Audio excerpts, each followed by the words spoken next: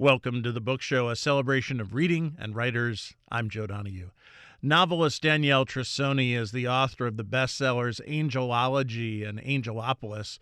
She now gives readers a thrilling ride with her latest, The Puzzle Master.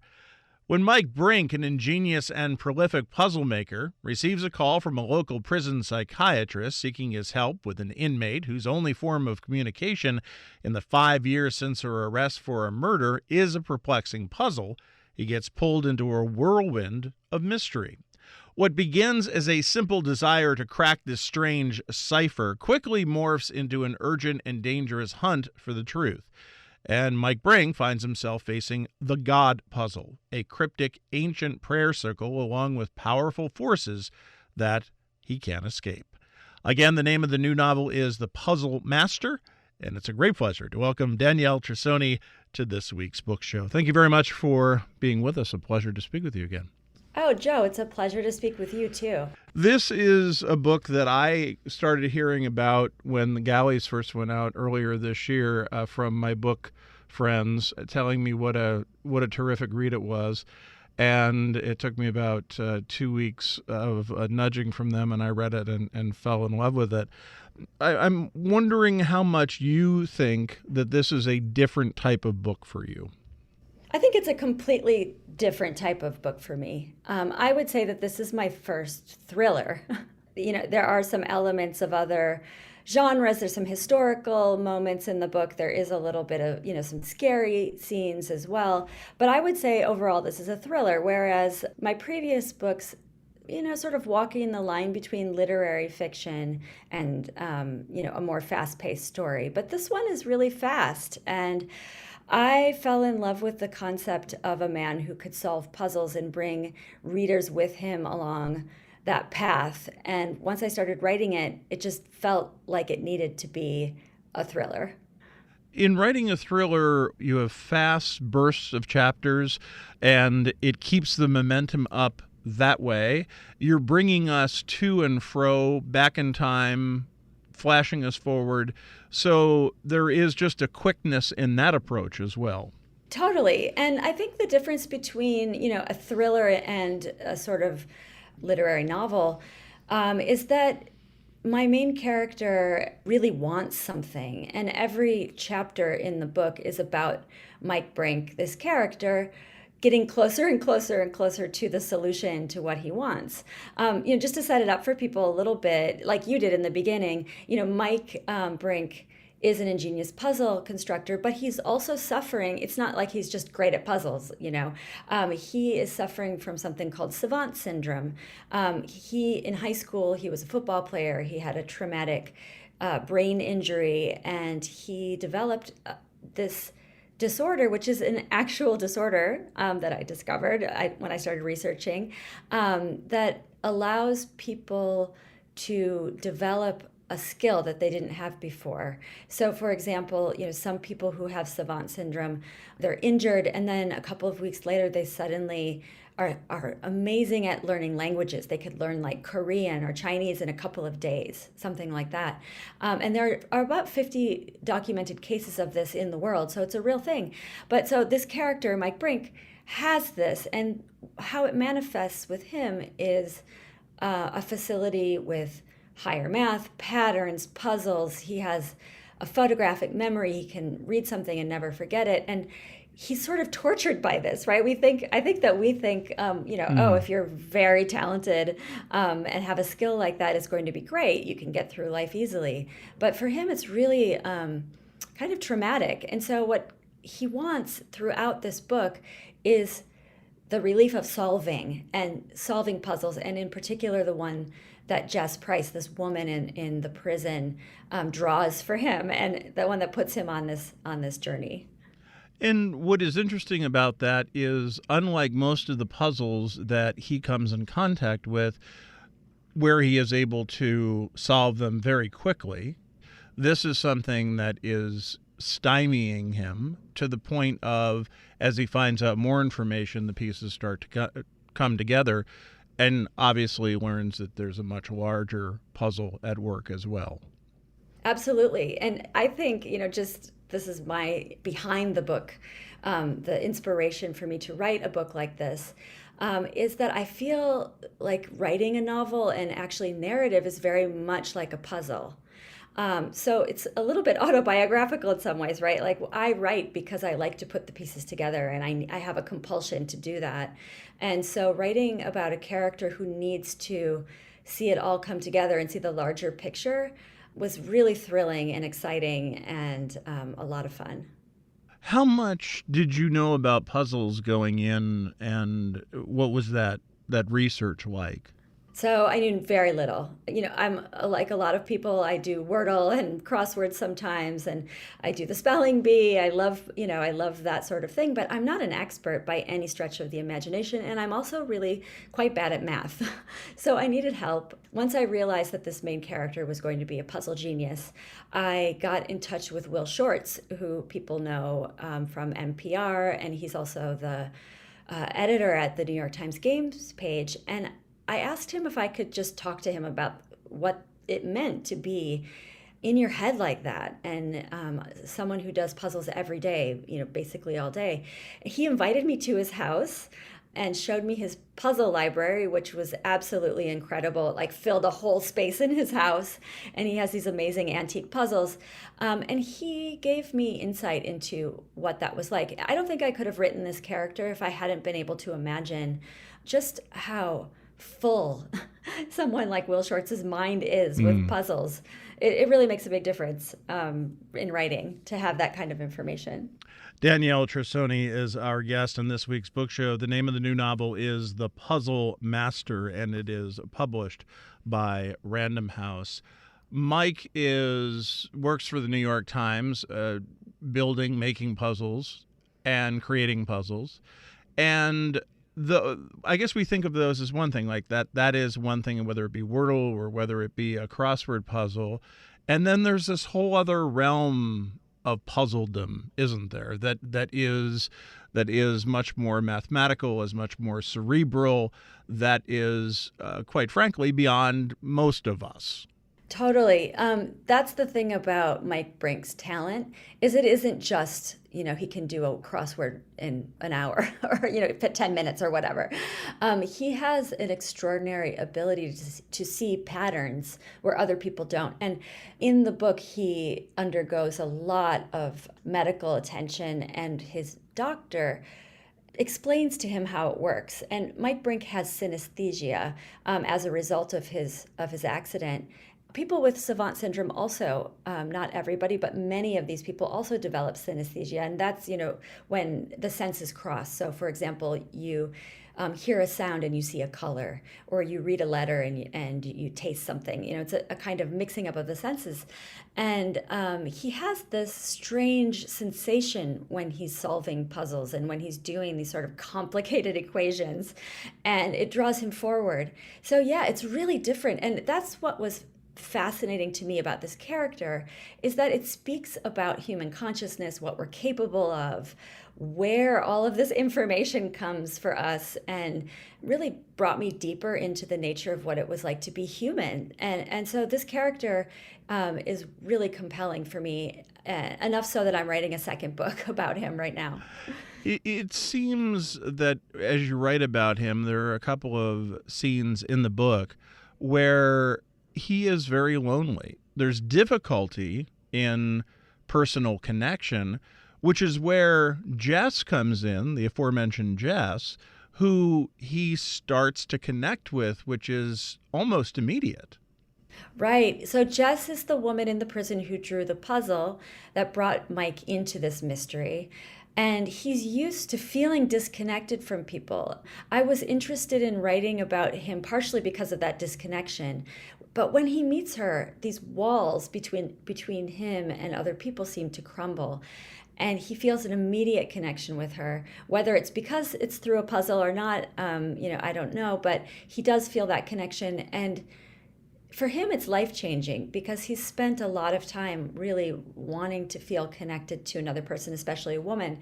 And so, yeah, she pulls him in. And that connection, that relationship really moves throughout the novel and is part of the the ending, the solution to the puzzle.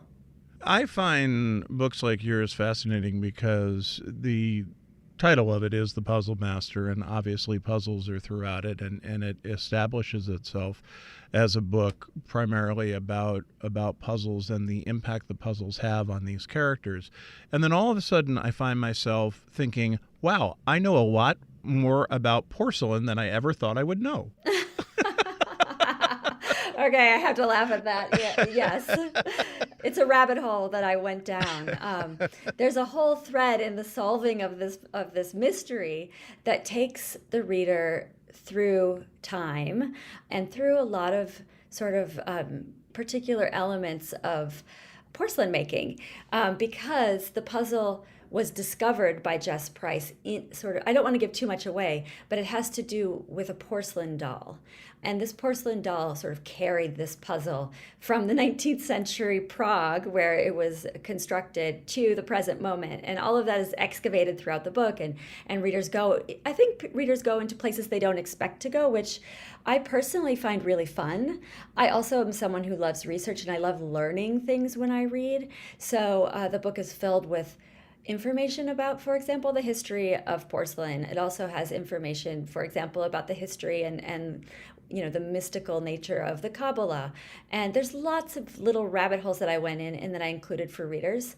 The most important part of it, though, of constructing the sort of complicated network of information that creates the puzzle context, is that it's fun. So I, tried to keep it to a minimum, or at least to a point where the reader is going through the book and doesn't get too caught up on those bits of research and information.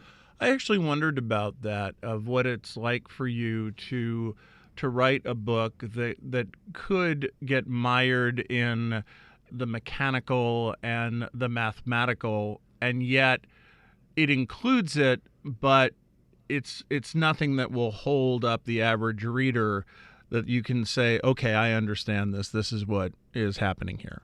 Yeah, well, so as I mentioned, I'm really bad at math. And if someone gave me a novel and said there's math in it, I wouldn't read it. I would be like, oh no. So it's not really mathematical conundrums here. It's really, for me, it's about the poetry of higher math. It's about the concept of what that means, and the kind of elegance and beauty that this holds for Mike Brink, and also the kind of wonderful nature of human genius. I was really inspired by The Queen's Gambit, the show on Netflix about a chess genius, because it was so elegantly done. I felt like I was right there with her, and it was about her struggle with herself and what was going on in her head, rather than about the actual math or the chess. You also write, and again, it's hard to talk about without giving anything away, and I don't want to do that, but you also have a hell of a villain in here. I mean, there's good villains, really like fantastic villains throughout the book. Yeah, there's a villain named Jameson Sedge.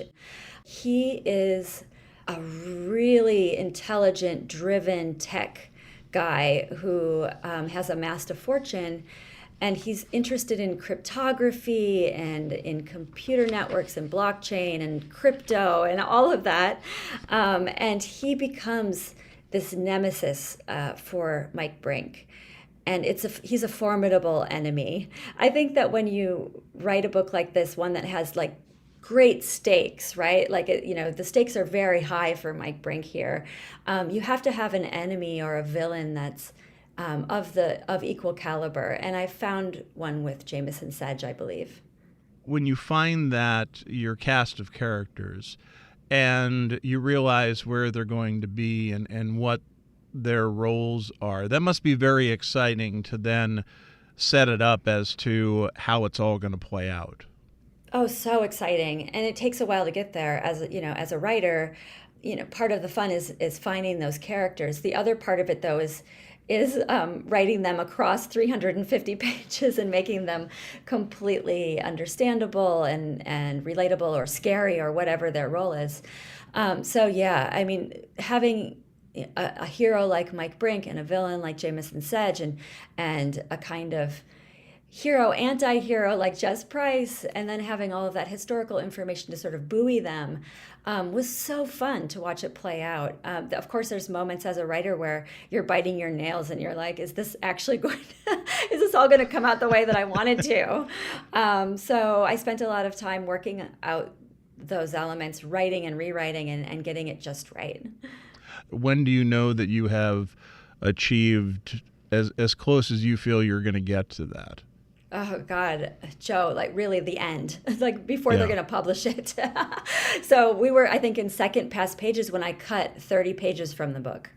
There was one section that was dragging and I was like, we need to make this go faster. And I cut pages out. So I'm really working on it right until the last minute. And believe me, if you gave me the manuscript now, I would probably go through it with a red pen and fix more. That's just the kind of writer I am. I really think that it's never finished. I mean, luckily they take it, they rip it out of your hands and then they print it and it's done.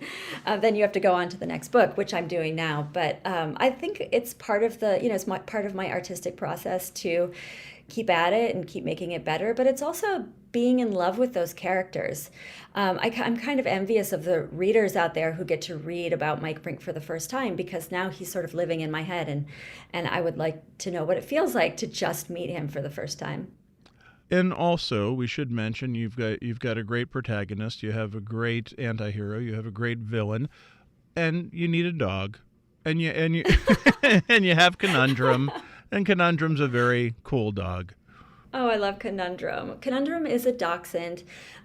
She's Mike Brink's companion. She is something of an emotional support animal for him, and she's with him everywhere. He calls her Connie, and she's obviously one of my favorite characters in the book. And nothing bad can happen to Connie because we all love her too much.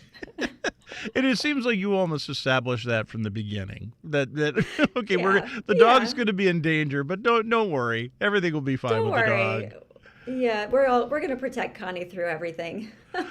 Mike is such an interesting character because he often seems befuddled, even though there is this higher power that he has. And I find that interesting because he does have to check in with other people sometimes to see how things are viewed through, quote unquote, a normal lens. Totally. I mean, so the thing about Mike Brink that's interesting is that his therapist in the book, and real therapists out in the world whose work I've read, call what he has an island of genius. He has this one sort of particular narrow island of genius that is incredible, that other people can't do what he does, but the rest of his life is pretty normal. So when you're given when there's a chasm between talent and then living like a normal person, it creates some confusion and befuddlement.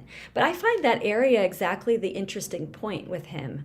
I think if he was someone who was, more like Sherlock Holmes, although I have to say Sherlock Holmes was taking laudanum, and had a dark side too.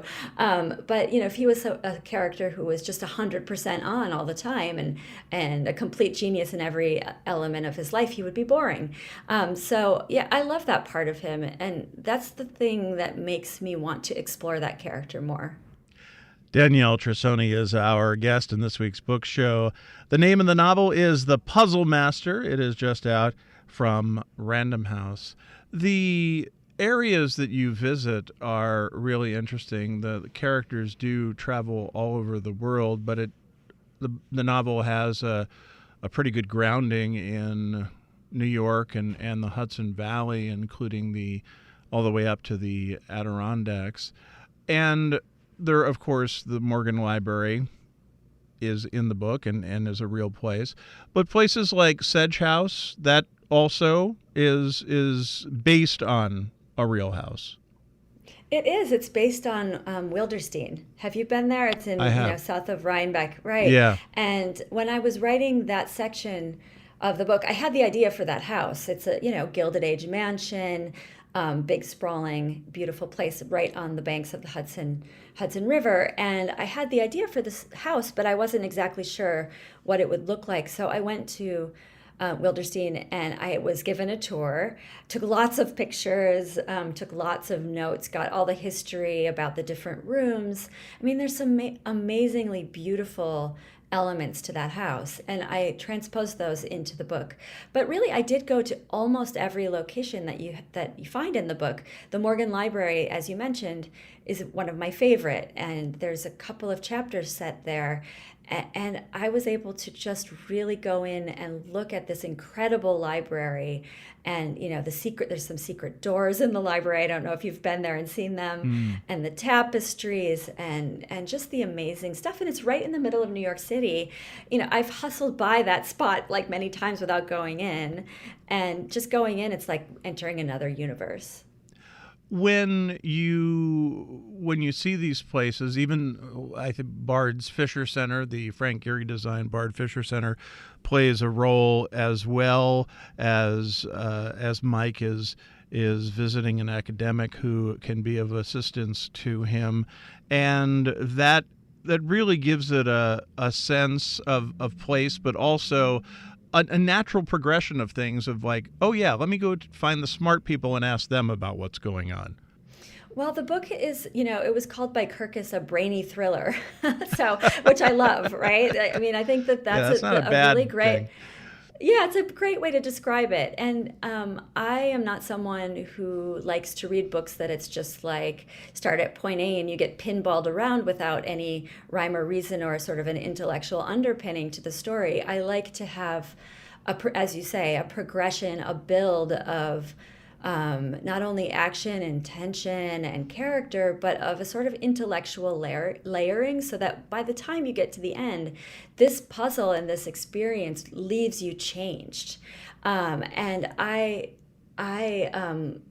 have lived in New York City and upstate. I spend a lot of time driving around New York State, and places like the Fisher Center, Wilderstein, the Morgan Library, the Adirondacks. These are really important to me, and I wanted to put them in the book and to represent them in a way that readers who live in this area are like, I'm home. Yeah. You mentioned this earlier, that Mike Brink will be in the next novel. And did you know that going in, that you wanted to write a series, or did that come at the end of, oh, wow, there's so much more I can do with this character? Well, it's kind of both. It happened when I started to get really involved with the character of Mike Brink. So it was as I was writing the first book, I thought, this character has the capability to carry another mystery after this one. I feel like his strengths and his weaknesses make him interesting enough to go into another mystery. And then also when I finished this book, and when they finally ripped it from my hands and put it to press, I missed him, and I missed the process of writing about him. And so I started immediately writing the second book. So it's a little bit of both. I thought he would be, a strong enough character, but I also just think he's complicated and interesting enough for me personally to want to spend time writing about him. Is it something that when you give a character like this the condition that Mike has, plus the of what he is really good at, and think, okay, I'm gonna be in the thriller genre, there are many, many, many directions to go in, I would think, for you. Oh, so many directions. But for me, there's a couple of elements that I'm most interested in, and that keep me on track, I think, in the direction that I'm going. One is being true to that character. I'm not going to go off in some direction that isn't that doesn't feel natural for him. The second is my own interest in sort of, I don't want to say intellectual history, but like in excavating ideas. So every book that I write is going to have a very layered sort of history of ideas element to it. I'm not someone who likes to read thrillers that are just about like bank heists, or who gets kidnapped and returned, or who falls in love with who. I like to have stories that are larger than me and bring me to places that I haven't been before, and make me think things that maybe I wouldn't have thought before. And so Mike Brink will be going on more adventures. The next book is actually set in Japan, and has to do with a puzzle box. And that, as I'm writing it, those are the elements that I'm bringing into it: the history of ideas and an exploration of Mike Brink's consciousness. You just brought up something that I find fascinating. There is the act of writing the book, but it also seems that even perhaps more important to you is the thinking of the book. As I said, this is my first, genuine thriller, although I have had plotted elements in all my books, of course. But I came from a very literary fiction tradition. My first book was a memoir about my relationship with my father, who was a Vietnam vet. Plotting and those sorts of stakes that are in a thriller weren't there. But what it was about was the idea of what war does to a family. My father was a veteran, and I grew up with watching him struggle with PTSD. And then, my next book, Angelology, was also a kind of excavation of ideas, biblical ideas. And so I'm just very interested in that. And what's changed, I guess, with this book is that the form has changed. It's become faster. It's become, more of, a recognizable genre in the thriller. But the writing, the literary writing and the interest in ideas is always there. And for me, those are the best books those are the books that I like to read. Something that draws me in, keeps me reading, but also makes me think. Has it changed your personal relationship with puzzles? Oh, that's such a good question. Yes, I realize now how complicated they are to make. I worked with two puzzle constructors, these really genius men. Wei Wong, who is a 4-time puzzle champion, and Brendan Emmett Quigley, who is a crossword puzzle genius. They helped me make puzzles that I put in the book. And so as I was doing that, as I was working with them, I saw how complicated it is. I saw their process, and it made me respect the process of making these things so much. It's a little bit, as I said earlier, like writing a novel, right? There's this process that you don't, if you're not a novelist, if you're reading the book, you don't know what's going on behind the scenes and how complicated that is, but it's there. And the same with puzzles. The name of the new novel is The Puzzle Master by Danielle Trussoni, and it is published by Random House. Thanks to our producer, Sarah LeDuc. Write to us at book@wamc.org. The latest on national production programs is available via the Airwaves newsletter at wamc.org and on social media at WAMC Radio. Bookmark us for next week, and thanks for listening. For The Book Show, I'm Joe Donahue.